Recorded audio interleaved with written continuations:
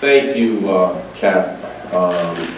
Thank you, President Makeley, for hosting this every year. It's always a pleasure to come to Bryant University and see all that you're doing here.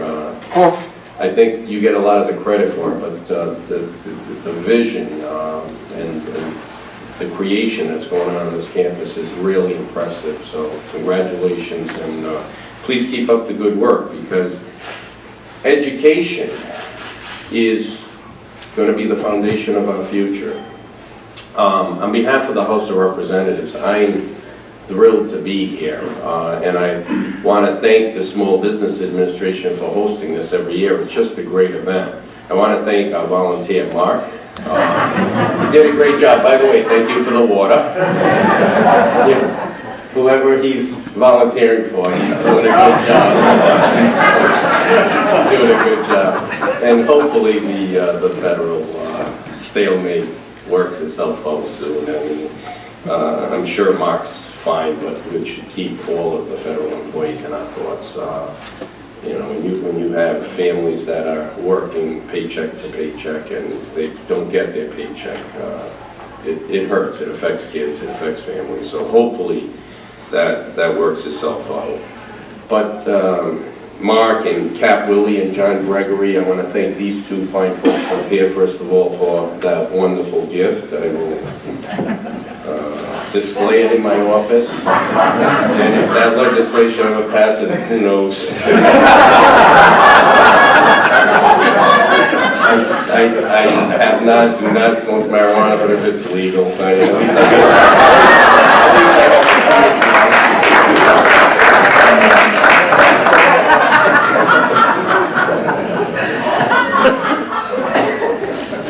But equally, or almost more important, thank all of you folks. You know, every year at the start of a session, I get the question, what are your priorities? Well, my priorities are generally jobs in the economy and moving our state forward and lessening the burden on our citizens, our tax burdens, our regulatory burdens, just making Rhode Island a better place to live and work in. That's my goal. That's why I'm standing up here. That's why I do what I do as an elected official. You know, Rhode Island's one of the best places, in my opinion, the best place in the country to live. But our tax burden's a little high, our property tax burden's a little high, and our income taxes historically have not encouraged growth. And we've done a lot of work on them, and I'm not going to go through the entire list. The Senate President did that very well. As I was listening to that, you know, when you're listening and not saying it, over the last several years, we've done a lot of work. And I guess I get a little credit, the Senate President gets a little credit, the governors that were presiding get a little bit of credit. I think you guys get a lot of credit. You know, at the end of the day, it's a collaboration, and it's moving our state forward in a positive direction, and it's your input. So a lot of times they say, you know, jobs in the economy, and let's see what ideas I get from the Small Business Administration Summit. Because we always get good ideas out of this event. So and that's why I've never missed it. I always look forward to it, and I look forward to the collaboration and the ideas that we can bring back.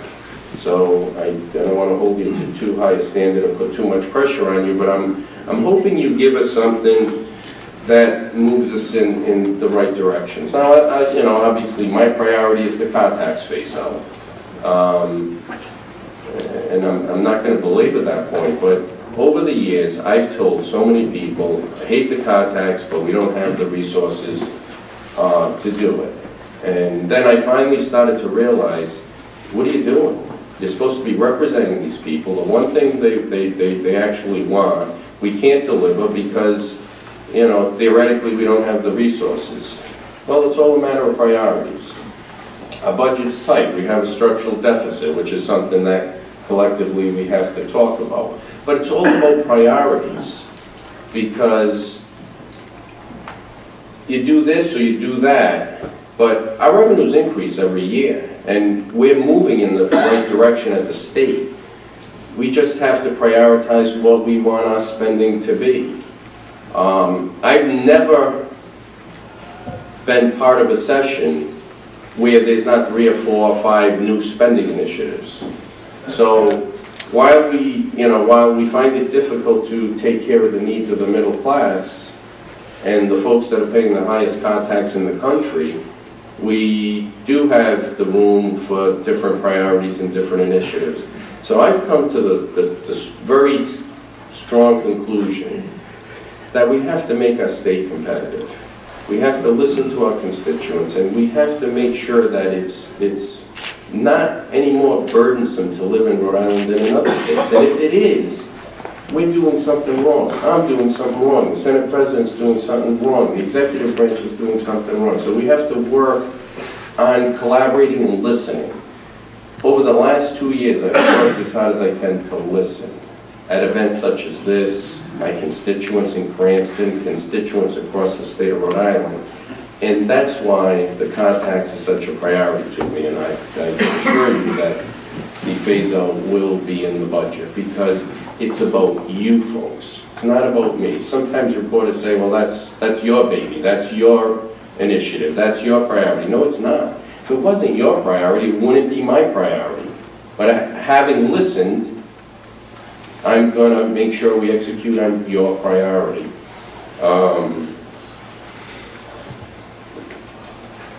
We're being recognized as a state.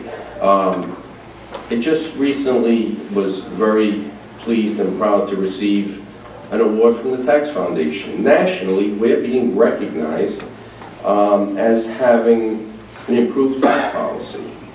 That goes a long way.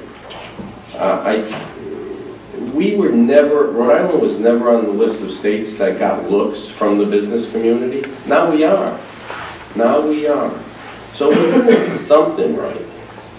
Under the leadership of Senate President Ruggerio, the governor, who's been doing a great job, very dynamic, very pro-business. Myself, you have to look back at our predecessors. This state is moving in the right direction, particularly in a pro-business situation. But we're far from being absolutely competitive with other states. And it's a competitive world today. The world is smaller than it's ever been. People are more transient than they've ever been.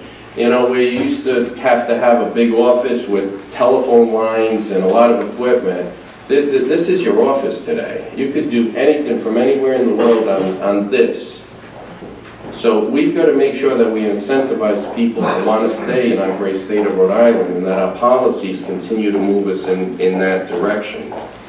So I'm talking a little bit about the estate tax exemption, because folks like these, and Cap Willie's a big advocate for this, but I have not talked to an estate planner or an accountant that has not told me that our productive citizens are leaving the state of Rhode Island. How do we not address that? You know, we have an elderly population. We have a lot of folks that need the assistance of our safety net. And we're not doing what we can, everything we can, to keep our successful folks here. Now, unfortunately, that one becomes a little political. The ideology kind of rears its ugly head in that particular issue. And I'm not sure why, but why wouldn't we want our successful people to stay here, to continue to pay taxes here, to continue to invest, continue to donate? So that's going to be one that we at least have a conversation about, and hopefully we can do something and move to make Rhode Island a little more competitive. Our regulatory system really has to be looked at, so I hope we get great ideas from you.